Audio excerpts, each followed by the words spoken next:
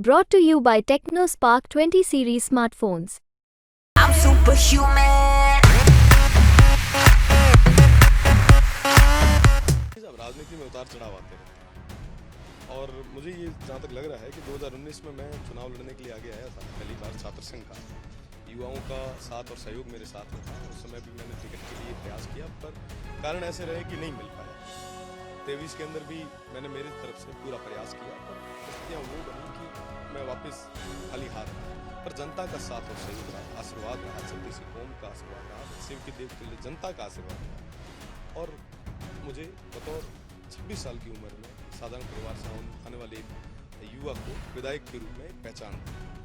आज जो स्थितियां बनी ये जनता का आदेश है। जनता ने आदेश किया कि आगे आके लड़ो हमारे हक और अधिकारों के लिए।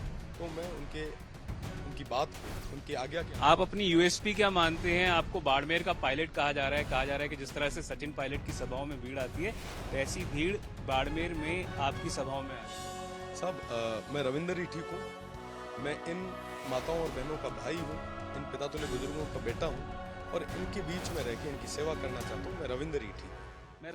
जोधपुर की जयनारायण व्यास विश्वविद्यालय के छात्र संघ के अध्यक्ष रहे रविंद्र सिंह भाटी आज शिव विधानसभा क्षेत्र से विधायक हैं और अब कवायद इनकी ये है कि वो संसद जा सकें, सांसद का चुनाव जीत के। मेरे साथ इस समय बात करने के लिए खुद रविंद्र सिंह भाटी यहां पर मौजूद हैं। रविंद्र जी, भीड़ काफी आ रही है आपकी सभाओं में, क्या लगता है कि जो संख्या में लोग आ रहे हैं वो वोटों में तब्दील होंगे? पूरे तरीके में ना वोटर मीना तब्दील भी उसे और मेरा पूरा भरोसा है आने वाली 26 तारीख रा वोट रूप रे मीना वो आशीर्वाद में मन दे जी। रविंद्र जी, हिंदी में बात कर लेंगे। एक बार आपसे जानना चाहूंगा, आप 26 साल के युवा हैं, आपके पिताजी एक टीचर हैं, इतना जो समर्थन मिल रहा है आपको, उसके पीछे का क्या कारण देखते हैं? सब एक विश्वास है उनका। ये तमाम लोग पितातुल्य बुजुर्ग, मातृशक्ति, युवा साथी और सतीश कौम के जो लोग आ रहे हैं उनको एक भरोसा है कि ये रविंद्र आगे आएगा। ये नेता नहीं, हमारा बेटा बनके इस क्षेत्र के लिए काम करेगा, सेवा करेगा। जो क्षेत्र लंबे समय से पिछड़ा है, सीमांत जो क्षेत्र है, इसके लिए कुछ न कुछ करेगा।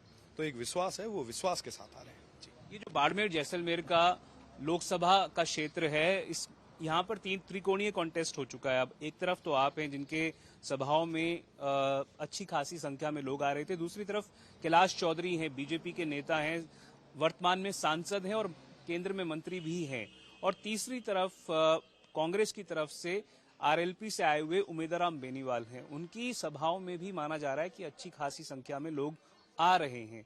तो आपको लगता है कि आप एक तरह से बीजेपी के वोट काटेंगे या खुद आपको लगता है आप आश्वस्त हैं कि जीत जो है वो आपकी होगी? सब छत्तीस कोमरा लोग हमारे माता आशीर्वाद रख से मेरे ऊपर विश्वास जताएंगे। मुझे ये भरोसा है और जनता तय करने वाली है।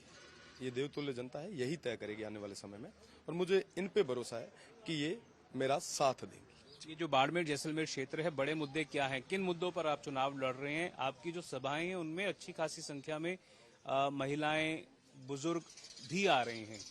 सबसे बड़ी चीज हमारा ये जो क्षेत्र है, वेस्टर्न राजस्थान है, 77 साल बाद में भी आज तक पानी के लिए तरस रहा है। अगर मैं युवाओं की बात करूं तो ये रोजगार के लिए तरस रहे हैं। आप देखेंगे कि रिफाइनरी हमारे यहाँ है, सोलर, विंड और पेट्रोकेमिकल, कोल, 20 तरीके की मशीनरीज है, यहाँ पे कंपनीज है, बट हमारे यहाँ के स्थानीय को किसी तरीके का कोई रोजगार नहीं मिलता।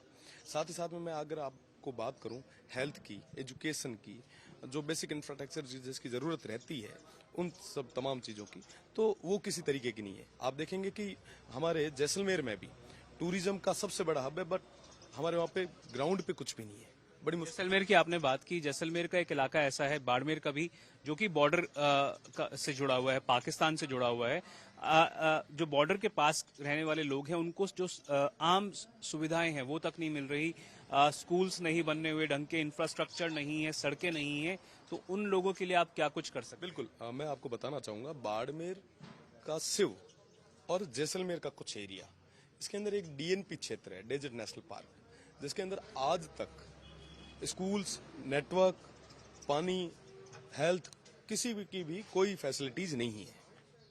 मैंने पहले भी बताया था सदन में, अभी जब असेंबली स्टार्ट हुई थी तो असेंबली में भी मजबूती से ये बात रखी थी। और आने वाले समय में भी उन लोगों के लिए भी करूंगा, और उसके साथ ही साथ में तमाम वो जो सीमांत क्षेत्र के लोग हैं जो आज भी बॉर्डर पे बैठे हैं, उनको मजबूत करने के लिए आने वाले समय में जनता के आशीर्वाद के साथ में देश की सबसे बड़ी पंचायत में बात रखेंगे। विधानसभा का जो चुनाव हुआ नवंबर 2023 में, उससे पहले आपने बीजेपी में शामिल होने का फैसला किया, आप शामिल भी हो गए, आपको टिकट नहीं मिली, फिर आपने बीजेपी छोड़कर निर्दलीय चुनाव लड़ा शिव से। इस बार ये अटकलें लगाई जा रही थी कि आपने फिर से बीजेपी से कांटेक्ट किया, आपको फिर से टिकट की दरकार थी, आपको टिकट नहीं मिली, आपने फिर से निर्दलीय चुनाव लड़ने का फैसला लिया, और बेहद मुमकिन है कि अगर आप चुनाव जीतते हैं तो आप बीजेपी में शामिल हो जाएं। इस बात को आप किस तरह से देखते हैं? देखिए साहब, राजनीति में उतार चढ़ाव आते रहते हैं, और मुझे ये जहां तक लग रहा है कि 2019 में मैं चुनाव लड़ने के लिए आगे आया था पहली बार छात्र संघ का। युवाओं का साथ और सहयोग मेरे साथ में था। उस समय भी मैंने टिकट के लिए प्रयास किया, पर कारण ऐसे रहे कि नहीं मिल पाया। 23 के अंदर भी मैंने मेरे तरफ से पूरा प्रयास किया, पर स्थितियां वो बनी कि मैं वापस खाली हाथ रहा।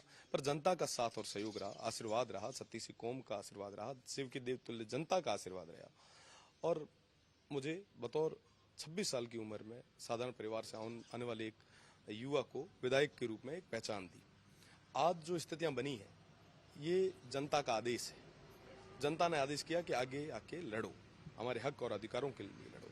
तो मैं उनकी बात पे, उनकी आज्ञा के आप अपनी यूएसपी क्या मानते हैं? आपको बाड़मेर का पायलट कहा जा रहा है कि जिस तरह से सचिन पायलट की सभाओं में भीड़ आती है, वैसी भीड़ बाड़मेर में आपकी सभाओं में आ रही है। साहब, मैं रविंदर ही ठीक हूँ। मैं इन माताओं और बहनों का भाई हूँ, इन पितातुल्य बुजुर्गों का बेटा हूँ, और इनके बीच में रह के इनकी सेवा करना चाहता हूँ। मैं रविंदर ही ठीक हूँ। मैं रविंदर ही ठीक हूं, ये कहना है रविंदर सिंह भाटी का, 26 साल के युवा जो कि छात्र संघ चुनाव से निकलकर सामने आया, फिर विधायक बना, और अब कवायद ये है कि बाड़मेर जैसलमेर क्षेत्र को सांसद के रूप में प्रतिनिधित्व दे। कैमरा पर्सन निखिल शर्मा और दिनेश भोरा के साथ मैं देवंकुर वधावन,